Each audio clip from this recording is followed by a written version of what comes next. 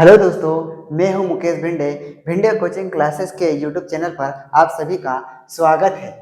दोस्तों, मैं कक्षा 11वीं की भौतिक शास्त्र क्लास 11th की फिजिक्स से लेकर यूट्यूब चैनल पर लेकर आया हूं और हमारा जो टॉपिक पहला है मात्रक एवं मापन। मात्रक एवं मापन में हम लोग सबसे पहले भौतिक राशियां पढ़ेंगे, जो मैं फिजिक्स आपको बहुत बेसिक जीरो लेवल से एडवांस लेवल तक लेकर जाऊंगा। आप मेरे साथ अंत तक बने रहें। जैसे कि हमारे पास टॉपिक भौतिक राशियों को इंग्लिश में फिजिकल क्वांटिटीज बोलेंगे। भौतिक राशियों को क्या बोलेंगे? Physical quantities. वे राशियां जिनका मापन किया जा सकता है। क्या कह सकते हैं? ये क्या कह रहा है कि वे राशियां जिसका मापन किया जा सकता है भौतिक राशियां कहलाती है। हम लोग उदाहरण के रूप में समझ सकते हैं कि भौतिक राशियां होती क्या है। ठीक, भौतिक राशियां भौतिक राशियां जैसे हम लोग मान ले कि यहाँ पे द्रव्यमान ले लिए, सॉरी लंबाई ले ले।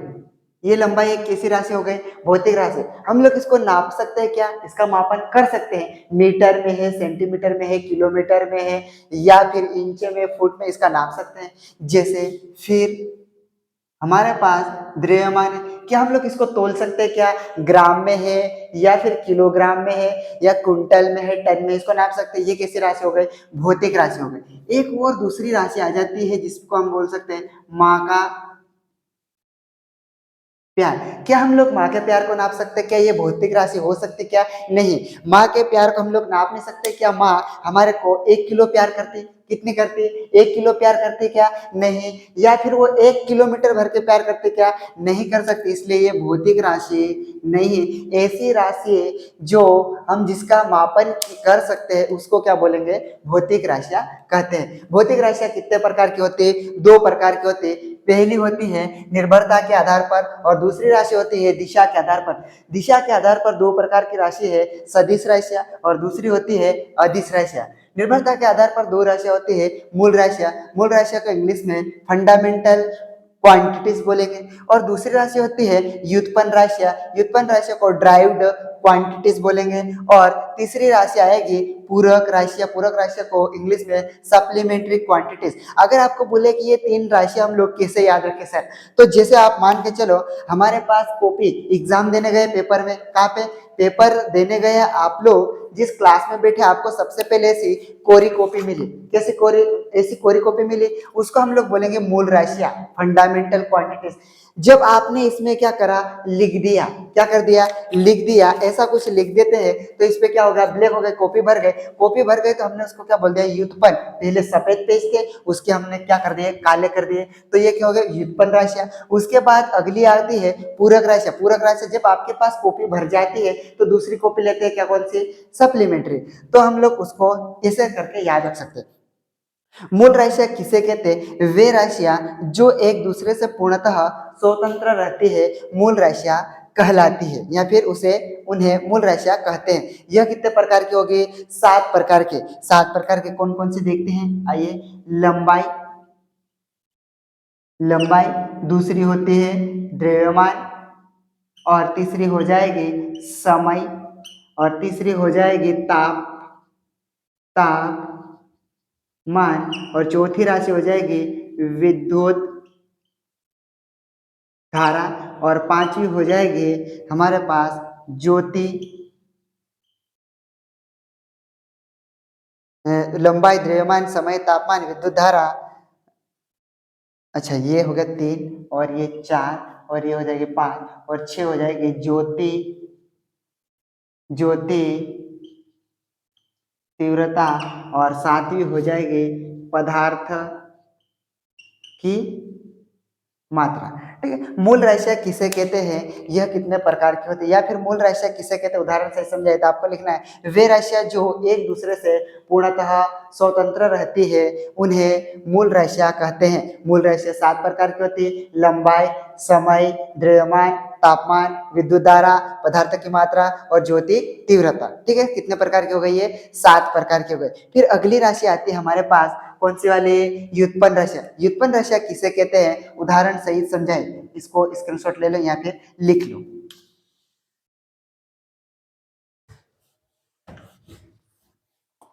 फिर हमारे पास दूसरी राशि आती है व्युत्पन्न राशियां। व्युत्पन्न राशियां किसे कहते हैं? तो ये वे राशियां जिन्हें मूल राशियों से वे राशियां जिन्हें मूल राशियों से व्युत्पन्न किया जा व्युत्पन्न किया व्युत्पन्न किया जा सकता है, उन्हें व्युत्पन्न राशियां कहते हैं। आइए समझते हैं। जैसे पहला हमारे पास उदाहरण है,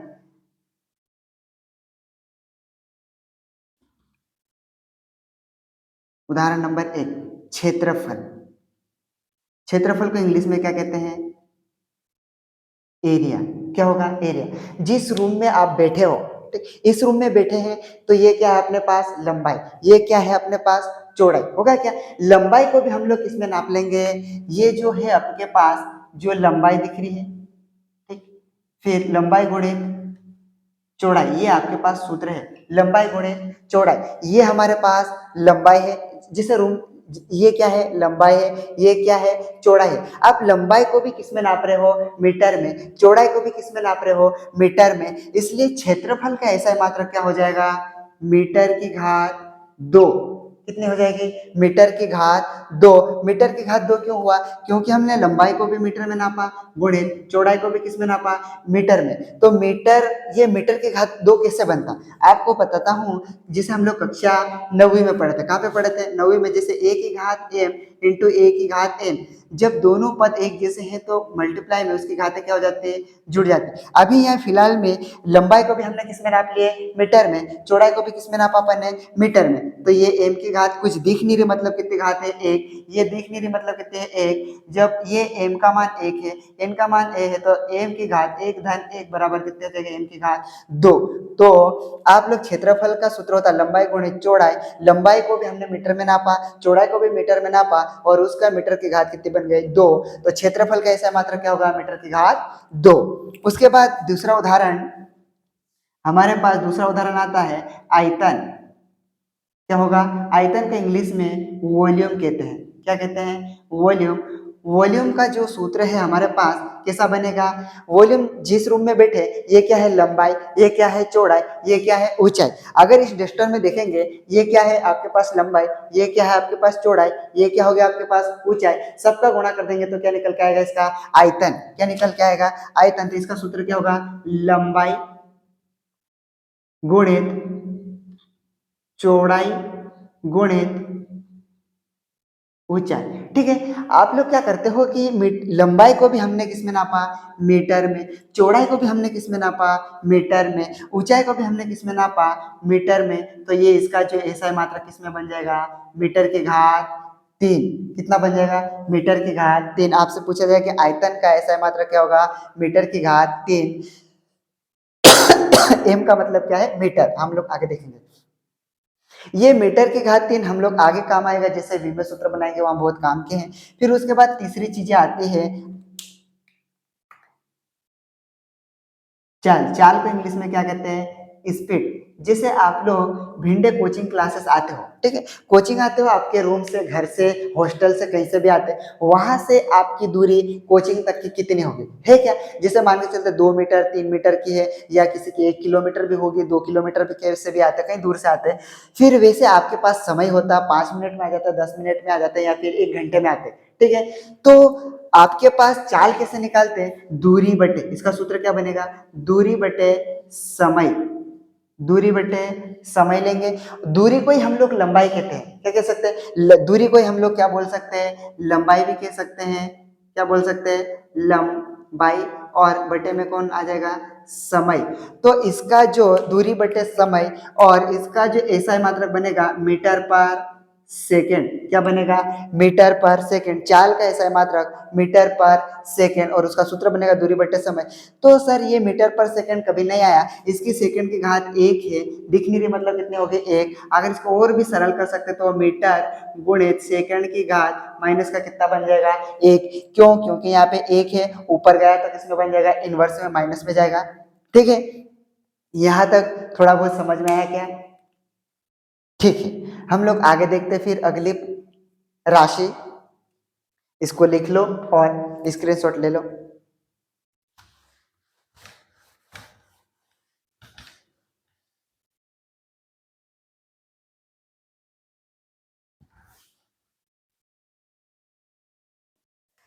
उसके बाद हमारे पास तीसरी राशि आती है पूरक। कौन सी राशि? पूरक राशियां। ठीक है, पूरक राशियों को इंग्लिश में क्या कहते हैं? Supplementary quantities. क्या बोलेंगे? Supplementary quantities. सबसे पहले हम लोग इसमें ये दो इसके टाइप देख लेते हैं। पहला टाइप होता है इसका समतल कोण। कौन सा कोण? समतल कोण, जिसको बोलते हैं प्लेन एंगल। फिर हमारे पास दूसरा आता है घन कोण। कौन सा घन? घन कोण, सॉलिड एंगल। समतल कोण जैसे हमारे पास एक कभी पहले प्रकार से इसे चाप काटते थे, ये स्केल से एक ले लिए, आपके पास जो इस लाइन को बोल दी है अपने त्रिज्या, क्या बोल दोगे? त्रिज्या, जो आपके पास 30 सेंटीमीटर की हो सकती है, 5 सेंटीमीटर, 1 मीटर, 2 मीटर, कुछ भी ले सकते। फिर आप लोग यहाँ से ऐसे त्रिज्या दे रखी हो और आपका चाप भी दे रखा, त्रिज्या नाप के आपकी चाप भी नाप लोगे कितने मीटर का है, चांद से तो ऐसा मिला लिए, और फिर आप यहाँ से इसको ऐसा मिला दो। ये जियो ये कटाएगा, इसको बोलेंगे चाप। क्या बोलेंगे? चाप। चाप को इंग्लिश में बोलेंगे आर्क, और त्रिज्या को बोलेंगे रेडियस। क्या बोलेंगे? रेडियस। और जो इसके अंदर दिखेगा ये कौन होगा? कोण। कौन हो जाएगा? कोण, थीटा। और इस कोण को इंग्लिश में एंगल कहते हैं। क्या कहते हैं? एंगल।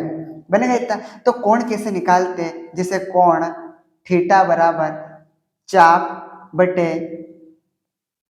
त्रिज्या। ठीक, जैसे ये कोण निकालने का तरीका है, चाहे तो थीटा डिग्री में आएगा या फिर रेडियन में आएगा। किस में आएगा? डिग्री में आएगा या फिर रेडियन में आएगा। तो हमारे पास थीटा रेडियन में या फिर डिग्री में, तो पाई जो मान है, मान के चलते उदाहरण के लिए पाई है, ये पाई किस में है? रेडियन में है। किस में है? रेडियन में है। तो पाई का मान जैसे 22/7 भी होता है, लेकिन इसका पाई का मान डिग्री में कितना होता है? डिग्री में होता है सर 180 डिग्री। कितना होता है? 180 डिग्री। अगर हम लोग इसका पाई बटे 2 का कर दे, इसके पाई में आधा कर दे तो कितना हो जाएगा? पाई में 2 का भाग दे दिया तो इधर भी पाई में 2 का, कितना हो जाएगा? 90 डिग्री। अगर 2 पाई कर दे तो 2 पाई कर देंगे तो क्या कर देंगे? 2 का गुणा इधर, क्या 2 का गुणा इधर, तो 360 डिग्री। ठीक है, इतना याद रखना है, इसके अंदर ज्यादा कुछ नहीं पढ़ना। हम लोग आगे देखते हैं। ठीक, यहाँ तक कोई डाउट?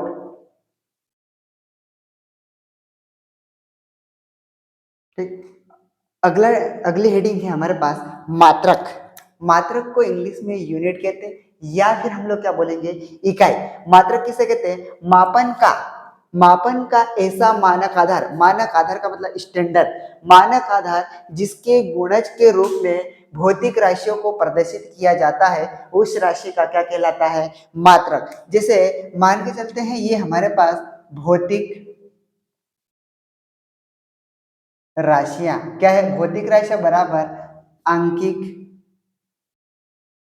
मान गुणित मात्रा। हो सकता है क्या? भौतिक राशियां कौन सी हो सकती है? जैसे हमारे पास यहाँ पे ले लिए द्रव्यमान, ले लिए। क्या ले लिए? द्रव्यमान ले लिए। द्रव्यमान के अंदर हम द्रव्यमान को तोल सकते, द्रव्यमान के इंग्लिश में मास कहते हैं। क्या कहते हैं? मास। जैसे कि मैंने यहाँ पे ले लिया शक्कर। क्या ले लिया? शक्कर। शक्कर को चीनी कहते हैं। जैसे अब शक्कर मैंने 5 kg ले लिए। कितने ले लिए? केजी। ये आंकिक मान कितना है? 5। और जो मात्रा कौन है? के। ठीक, यहां तक इस परिभाषा। अब जो अगला टॉपिक आता है यहां से इंपॉर्टेंट है, इसका स्क्रीनशॉट ले लो या फिर लिख लो, मिटा दो। ठीक,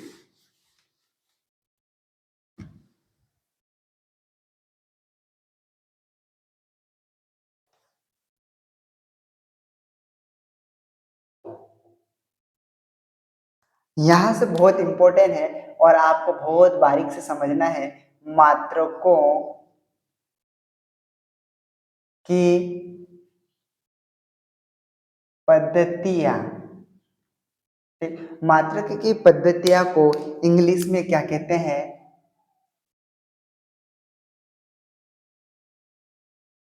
ठीक, सिस्टम ऑफ यूनिट्स। मात्रकों की पद्धतियां को क्या कहते हैं? सिस्टम ऑफ यूनिट इंग्लिश में। ये पद्धतियां कितने प्रकार की होती है? 4 प्रकार की। कितने प्रकार की? 4 प्रकार की। सबसे पहले हम लोग देख लेते हैं कि ये 4 प्रकार के कौन कौन से होते हैं और फिर समझेंगे कि ये 4 पद्धतियां क्यों बनाई गई। सबसे पहली पद्धति हमारे पास आई है जिसका नाम है एफ पी एस पद्धति। एफ पी एस पद्धति। एफ पी एस पद्धति का पूरा नाम, ठीक है, एफ पी एस पद्धति का पूरा नाम, एपीएस पद्धति का पूरा नाम क्या होगा? एफ का मतलब होता है फुट, क्या लिख लेंगे? एफ का मतलब होता है फुट और पी का मतलब होता है पौंड या फिर क्या कह सकते हैं? पाउंड। एस का मतलब होता है सेकंड, क्या बोलेंगे? सेकंड। Foot, pound, second. ये एपीएस पद्धति कहाँ की पद्धति है? ऐसा कुछ प्रश्न बने तो ये बन जाएगी हमारे पास ब्रिटिश पद्धति है। कहाँ की पद्धति है? ब्रिटिश पद्धति। तो सर ये फुट किस लिए इस्तेमाल करते हैं, किस लिए यूज करते हैं, किस लिए उपयोग करते हैं? तो ये फुट का मतलब होता है हम लोग लंबाई नापने के लिए फुट फुट को लेते हैं। फिर उसके बाद हम लोग पौंड को लेते हैं द्रव्यमान नापने के लिए, तोलने के लिए। फिर समय किसके लिए है? सेकंड किसके लिए है? समय के लिए। किसके लिए? समय के लिए। उसके बाद अगली पद्धति आती है तीसरी। तीसरी पद्धति का जो नाम है सी जी एस पद्धति। कौन सी पद्धति है? सी जी एस पद्धति। सी जी एस पद्धति का पूरा नाम, सी जी एस पद्धति का पूरा नाम क्या होगा बेटा? पूरा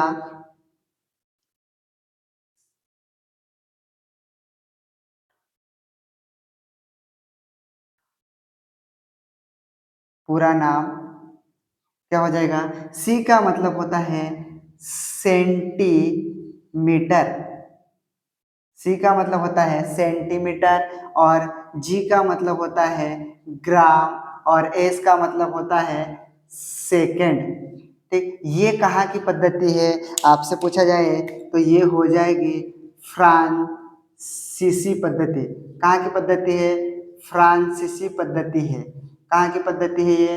फ्रांसीसी पद्धति। आपको ये सेंटीमीटर किस लिए लेना है? लंबाई नापने के लिए लेंगे और ये ग्राम किसके लिए है? द्रव्यमान नापने के लिए है। और ये सेकंड किसके लिए है?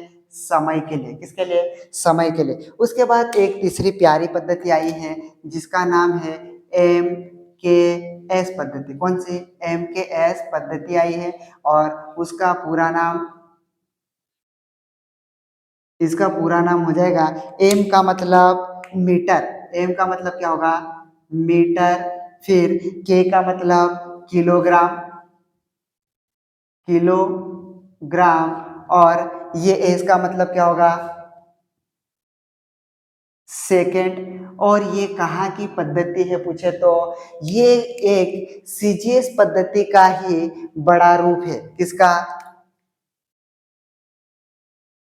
सीजीएस पद्धति का बड़ा रूप है, मतलब बड़ा भाग है। सीजीएस पद्धति का बड़ा रूप है। फिर ये मीटर किसके लिए लेते हैं? तो हम लोग लंबाई नापते हैं। और ये केज किलोग्राम किसके लिए है? द्रव्यमान नापने के लिए। किसके लिए? द्रव्यमान नापने के लिए। और सेकंड किसके लिए है?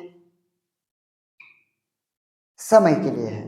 फिर उसके बाद चौथी पद्धति आई है जो हमारी दुनिया उसी पद्धति पर टिकी हुई है, एसआई पद्धति। कौन सी? एसआई पद्धति।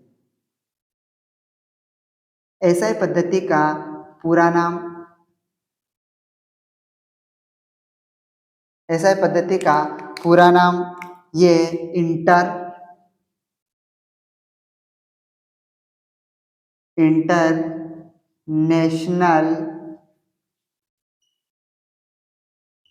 System of unit.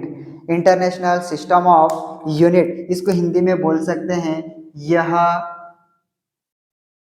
मात्रकों की एक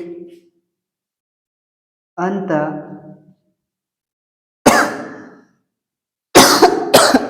अंतरराष्ट्रीय पद्धति है। कहाँ की पद्धति है? ये एक अंतरराष्ट्रीय पद्धति है। तो मात्रकों की पद्धतियां कितने प्रकार की होती है? 4 प्रकार की। कौन कौन सी होती है? एपीएस पद्धति, इसका पूरा नाम फुट, पाउंड, सेकंड। ये कहाँ की पद्धति है? ब्रिटिश पद्धति। फुट को नाप, फुट में जो फुट आते हैं हमारे पास टाइल्स वाइज से नापते हैं, वो किसमें नापते हैं? फुट में। तो लंबाई के लिए है, पाउंड द्रव्यमान के लिए है, सेकंड समय के लिए है। सीजीएस पद्धति है, इसका पूरा नाम सेंटीमीटर, ग्राम, सेकंड। सेंटीमीटर को लंबाई नापने के लिए लेते हैं, ग्राम को द्रव्यमान के लिए, समय को सेकंड के लिए। ये कहाँ की पद्धति है? फ्रांसीसी पद्धति है। एमकेएस पद्धति का पूरा नाम मीटर, किलोग्राम, सेकंड। ये कहाँ की पद्धति है? तो ये सीजीएस पद्धति का बड़ा रूप है। फिर एसआई पद्धति का पूरा नाम इंटरनेशनल सिस्टम ऑफ यूनिट। यह मात्रकों की एक अंतरराष्ट्रीय पद्धति है जो इस पर पूरी दुनिया टिकी हुई है। तो ये ऐसी 4 पद्धतियां क्यों लाए सर? तो आपको डाउट, यहाँ से डाउट रहता है। जैसे हमारे पास, हम लोग इस अलीराजपुर जिले में रहते हैं, तो अलीराजपुर कहीं समझ में लेते हैं, जैसे कि हम लोग अलीराजपुर में पढ़ते हैं, पढ़ाई करें, या फिर हम लोग पढ़े, कोई शिक्षा अच्छी ग्रहण की है, तो हम लोग हिंदी बोलते हैं या फिर इंग्लिश भी बोल लेते हैं। लेकिन जैसे गांव में कुछ लोग बिल्कुल पढ़ाई नहीं करें, पढ़ाई करें क्या? नहीं पढ़ाई करें। तो जैसे वो कुछ अनाज वनाज बेचने भी लाते हैं, तो पहले के बाट रखते थे, 10 किलो के, 20 किलो के बाट आते थे, ताकि वो समझ जाते कि ये किलो का है, 2 किलो का बाट है। लेकिन अभी के इलेक्ट्रॉनिक कांटे आ गए, जिसमें लिखा हुआ रहता है कि अगर यहाँ पे 2 लिखा, 2 यहाँ पे 800 लिखा हुआ, ऐसा है। इसका मतलब ये है कि 2 किलो 800 ग्राम, 200 ग्राम और नहीं तो फिर ये 3 किलो हो जाते क्या? तो ऐसे बहुत सारे लोग हमारे यहाँ से बेचने भी लाते हैं। तो ऐसे इलेक्ट्रॉनिक कांटे में भी नुकसान भी है गाँव वालों के लिए। तो व्यापारी क्या करते हैं कि अगर आपके पास 50 किलो 800 ग्राम का कट्टा निकलता है, तो वो क्या करते हैं कि वो 800 ग्राम को हटा देंगे, 50 किलो लिखेंगे, क्योंकि आपके पास 200 ग्राम और आते हैं, तो 1 किलो काट लेते हो। ठीक, तो ऐसा होता रहा। फिर इसीलिए हमारे देश जैसे इंडिया है, ये हमारे पास इंडिया, भारत, और इधर कोई ब्रिटेन या फिर अमेरिका ले ले, यहाँ के लोग कभी बिजनेस करने के लिए या अमेरिका जाते हैं, या फिर अमेरिका के लोग यहाँ इंडिया आते हैं। कहाँ आते हैं? इंडिया। तो इसमें होता क्या है कि वहां के लोग अलग बोलते हैं। जैसे हमारे यहाँ क्या बोलते हैं कि 250 ग्राम को 1 पाव कहते हैं, तो वहां पे 250 ग्राम को क्या कहते होंगे? पाउंड कहते होंगे। तो वैसे ही लोग बोलने में दिक्कत आती है व्यापार करने के लिए। तो उन्होंने क्या करा कि अलग अलग पद्धतियां अलग अलग देश की लेके आए, और एक पद्धति ऐसी बनाई जिसका ऐसा पद्धति रख दी है, इंटरनेशनल सिस्टम ऑफ यूनिट, जो पूरी अंतरराष्ट्रीय पद्धति है। कोई परेशानी नहीं होगी, अगर हमारे यहाँ जो बोलेंगे वो उधर भी बोलेंगे। इसलिए ये 4 पद्धतियां आए। फिर ठीक है, यहाँ तक समझ में आया आपको? ठीक है, फिर आगे और देखते हैं। यहाँ तक इसको लिख लो,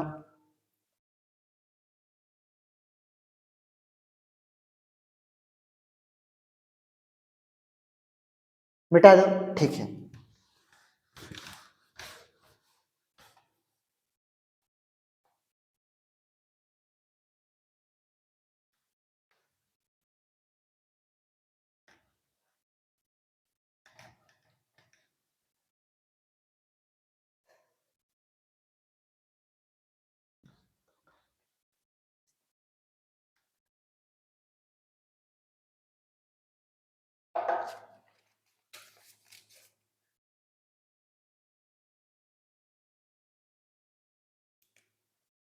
फिर अगली हेडिंग है